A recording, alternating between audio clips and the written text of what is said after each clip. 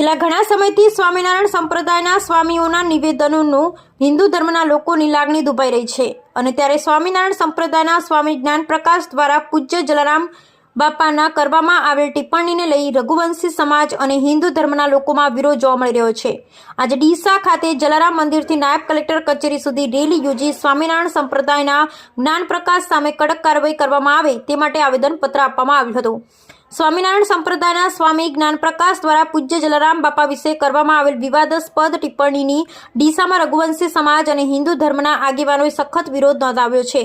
આ વિરોધના ભાગરૂપે ડીસાના નાયબ કલેક્ટરને આવેદનપત્ર આપવામાં આવ્યું હતું, જેમાં સ્વામી સામે કાયદેસરની કાર્યવાહી કરવાની માંગણી કરવામાં આવી હતી। આવેદનપત્રમાં રજૂઆત કરવામાં આવી હતી કે સ્વામી જ્ઞાનપ્રકાશે પૂજ્ય જલારામ બાપાના ઇતિહાસને તોડી મરોડી અને ભ્રામક વાતો ફેલાવી છે, જેને કારણે હિન્દુ રઘુવંશી સમાજની ધાર્મિક લાગણી દુભાઈ છે। આવેદનપત્રમાં માંગણી કરવામાં આવી હતી કે સ્વામી સામે ફોજદારી કાર્યવાહી કરવામાં આવે અથવા તો તેઓ વીરપુર જઈ જાહેરમાં માફી માંગે। આ ઉપરાંત જે પુસ્તકના આધારે તેમણે આ વિવાદાસ્પદ ટિપ્પણીઓ કરી છે તેના પર પ્રતિબંધ મૂકવાની પણ માંગણી કરવામાં આવી હતી।